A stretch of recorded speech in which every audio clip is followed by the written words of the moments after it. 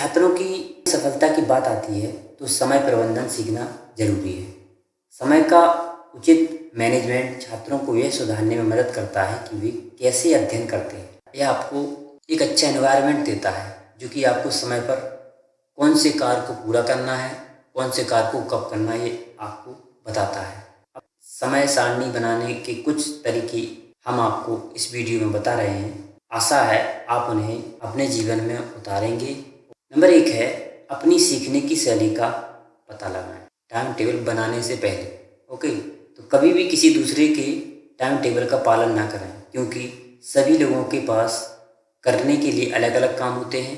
यही एक फैक्ट है कि इस दुनिया में हर कोई अलग अलग शरीर रचनाओं या पकड़ने की शक्ति, अलग अलग रचनात्मक दिमाग और निश्चित रूप से अलग अलग सीखने की शैली के साथ पैदा होते हैं। इसलिए सबसे पहले यह पता लगाना बड़ा ही आवश्यक हो जाता है कि कौन सी सीखने की स्किल आपको सबसे अच्छी लगती है। अपने हिसाब से एडजस्ट करें और पढ़ाई के लिए समय निकालें। नंबर 2 है अपने खाली समय को संतुलित करें। पढ़ाई के साथ साथ मनोरंजक गतिविधियों के लिए भी अपने समय को समान रूप से विभाजित करके प्रबंधित करें। पढ़ाई के साथ साथ शारीरिक गतिविधियों के लिए कुछ समय निकालना भी छात्रों के समग्र विकास के लिए बहुत महत्वपूर्ण है। दोस्तों के साथ गपशप करने, आदर्श रूप से घूमने, सोशल मीडिया में समय बिताने के लिए अपना समय बर्बाद कभी नहीं करें प्लीज़, क्योंकि हर एक मिनट बड़ा ही इम्पोर्टेंट है। इसकी बजाय इसे अपनी पढ़ाई में इस्तेमाल करें। नंबर 3 है अपनी प्रगति देखें कि आपकी प्रोग्रेस कितनी हो रही है। कुछ हफ्तों या कुछ महीनों के बाद देखें कि आपने कितनी प्रगति की है। स्वयं को उसका रिवार्ड भी दें। यदि आपके द्वारा बनाई गई अध्ययन समय सारणी आपको अच्छे परिणाम नहीं देती है तो उसे बदलने का प्रयास करें। नंबर 4 है ब्रेक के लिए समय निर्धारित करें। पढ़ाई के लिए समय निकालना जिस तरह ज़रूरी है, उसी तरह एक छोटा सा ब्रेक हमारे लिए बहुत ज़रूरी है। हम एक इंसान ही तो हैं, रोबोट नहीं है जो लंबे समय तक बिना रुके काम कर सकते हैं। हम जो करते हैं उसमें बेहतर प्रदर्शन करने के लिए हमें भी इंटरवल की ज़रूरत होती है। कई लोगों के शोध बताते हैं कि किसी भी विसंगति से बचने के लिए 45 मिनट काम करना चाहिए और फिर 15 मिनट का समय लेना चाहिए। साथ ही याद रखें हर किसी की क्षमता अलग अलग होती है, इसलिए यह पता लगाने की कोशिश करें कि आपकी क्षमता क्या है, आप कितने मिनट तक बिना परेशानी के पढ़ सकते हैं। नंबर 5 है अपनी टाइमिंग पर टिके रहें, मतलब उसमें रेगुलरिटी दें। अगर आपने टाइम टेबल बनाया है तो टाइम टेबल से चिपके रहना उतना ही इम्पोर्टेंट है जितना इसे बनाना। कोई भी इसे अनदेखा करने के इरादे से टाइम टेबल नहीं बनाता है, लेकिन कभी कभी ऐसे हालात भी हो सकते हैं जब हमें किसी ज़रूरी काम की वजह से एक दिन या कुछ घंटों के लिए अपनी पढ़ाई छोड़नी पड़ती है। कई छात्रों को अक्सर इस बात को लेकर भ्रमित देखा जाता है कि पढ़ाई का टाइम टेबल कैसे बनाया जाए और उस पर टिके कैसे रहे।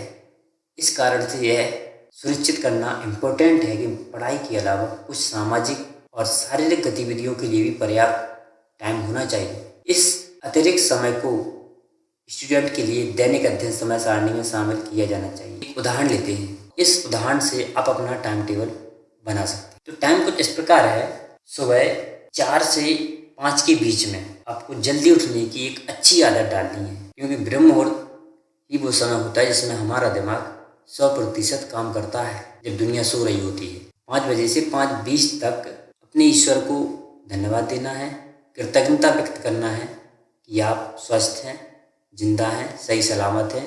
5:20 से 5:30 बजे तक आपको एक गिलास गर्म पानी करना है गुनगुना, और उसे नीचे बैठकर पालती मारकर सिप करके पीना है। इससे क्या होगा कि आपकी बॉडी पूरी तरोताज़ा रहेगी, एक्टिव रहेगी दिन भर। तो 5:30 से 6 के बीच कोई भी शारीरिक एक्टिविटी करनी है, कोई शारीरिक व्यायाम करना है। इससे क्या होता है कि आपकी बॉडी भी एक्टिव रहेगी और आपका माइंड भी एक्टिव रहेगा।